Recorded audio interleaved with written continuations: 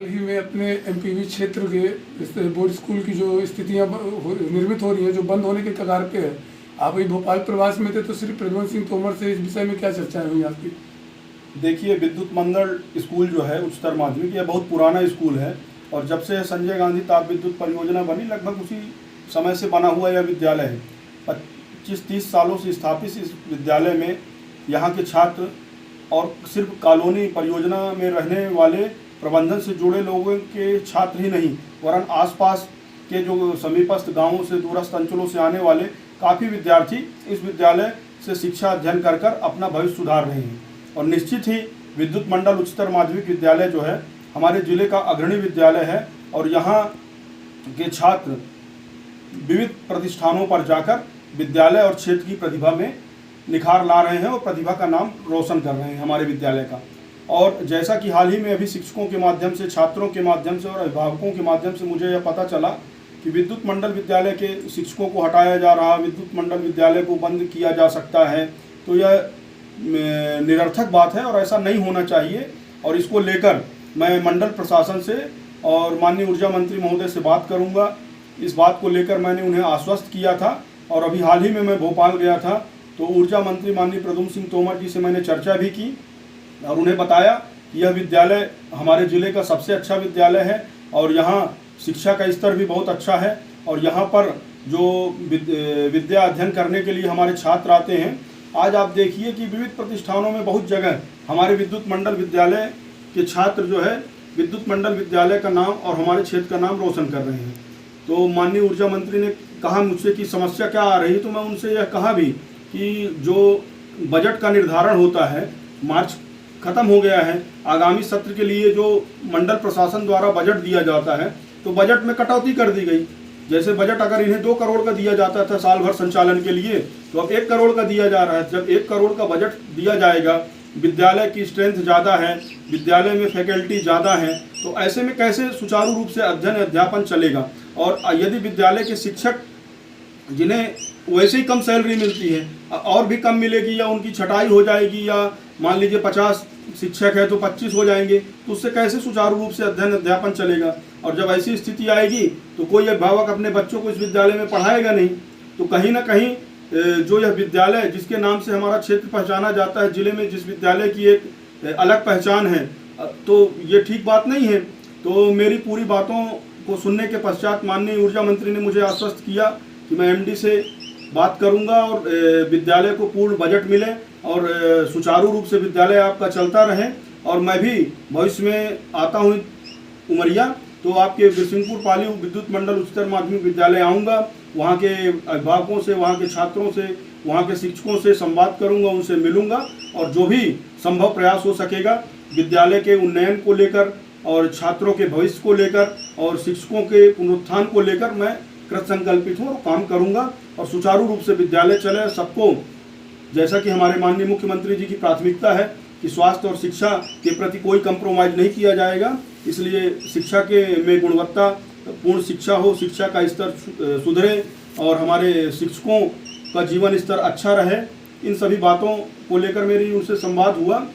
और उनके द्वारा आश्वस्त किया गया कि आपके विद्यालय को बजट भी अच्छा मिलेगा और काम भी अच्छा होगा। और मैं आकर यहाँ पर इसका निरीक्षण करूँगा और संबंधित विभागीय अधिकारियों को उन्होंने निर्देशित भी किया मेरे सामने कि काम अच्छे से हो और इस विषय में जाकर इसकी जांच की जाए और इसको सॉर्ट आउट किया जाए। प्रभारी मंत्री श्री रामकिशोर कांवरे जी उमरिया प्रवास में आए हुए थे। इन दिनों में उमरिया जिले में किस मुद्दों पर चर्चा हुई है? अभी हाल ही में हमारे पालक मंत्री, मध्य प्रदेश सरकार के आयुष मंत्री परम सम्माननीय रामकिशोर कांवरे जी का प्रवास हुआ। वे 3 दिवसीय प्रवास में उमरिया आए थे। उमरिया में माननीय मंत्री जी ने हमारे पार्टी कार्यकर्ताओं की से संवाद किया, प्रशासनिक अधिकारियों की बैठक ली, साथ ही डीएमएफ की बैठक हुई और माननीय प्रभारी मंत्री ने, जैसा भी आपको विदित होगा कि हमारे लाडले नेता हमारे यशस्वी मुख्यमंत्री शिवराज सिंह चौहान जी ने पचमढ़ी में चिंतन बैठक के माध्यम से अपने पूरे कैबिनेट की चिंतन बैठक ली। उस चिंतन मंथन में जो अमृत निकल कर आया, उस अमृत को जिले जिले जाकर सारे मंत्रीगण शेयर कर रहे हैं, बांट रहे हैं। आशय उसका यह है कि माननीय प्रभारी मंत्री जैसे ही उमरिया जिले पहुंचते हैं, तो वो पहले चाय नहीं पीते हैं, अपना सामान नहीं रखते हैं, सीधे जाकर छात्रावास में जो अनुसूचित जाति और जनजाति के हमारे बंधु हैं उनके साथ सीधे संवाद करते हैं, बातचीत करते हैं, उनकी यथास्थिति का अवलोकन करते हैं। और भौतिक स्तर पर धरातल में वास्तव में सरकार तो बहुत सारी योजनाएं दे रही है, बहुत सारी योजनाओं के माध्यम से उनके कल्याण को लिए कृतसंकल्पित है, लेकिन वास्तव में क्या यह हो रहा है, इसका आकलन करने के लिए माननीय प्रभारी मंत्री जमीन पर उतरे और अनुसूचित जाति जनजाति छात्रावास में जाकर उन छात्रों से संवाद किया। उनके भोजन की स्थिति, उनके रहन सहन की स्थिति, उनके पठन पाठन की स्थिति क्या है, उस छात्रावास की स्थिति क्या है, वहाँ के अधीक्षक की स्थिति क्या है, अधीक्षक क्या वहाँ रहता है नहीं रहता है, उन्हें प्रॉपर टाइम पर भोजन मिलता है कि नहीं मिलता, भोजन मेनू के अनुरूप मिलता है कि नहीं मिलता है, उनको पढ़ाने के लिए अतिरिक्त रूप से कोई शिक्षक की व्यवस्था है या नहीं है, और हमारा प्रशासन, हमारी सरकार जिस प्रकार से अनुसूचित जाति जनजाति के छात्रों को आगे लाने के लिए, उनके भविष्य को संवारने के लिए नित नई योजनाओं के माध्यम से एक बहुत बड़ी रकम, बहुत बड़ी राशि व्यय कर रही है। वास्तव में क्या इसका क्रेडिट सरकार को मिलता है, या सरकार जिस मंशा के तहत उन बच्चों का कल्याण कर रही है उनको आगे निकाल रही है, या ऐसा हो पाता है नहीं हो पाता, जिसको देखने के लिए हमारे माननीय प्रभारी मंत्री ने औचक निरीक्षण किया और वहाँ पर एक अधीक्षक की लापरवाही के कारण उसको वहाँ पर उसके खिलाफ कार्रवाई करने, उसको जांच करने के लिए और तत्काल हटाने के भी निर्देश दिए। और साथ ही इस औचक निरीक्षण में हमारे पूरे जिले का प्रशासन, माननीय कलेक्टर, एसपी और संबंधित अधिकारी विभाग के थे, और सभी ने जाकर दूसरे तीसरे ऐसे इस प्रकार से 3 छात्रावासों का निरीक्षण किया। फिर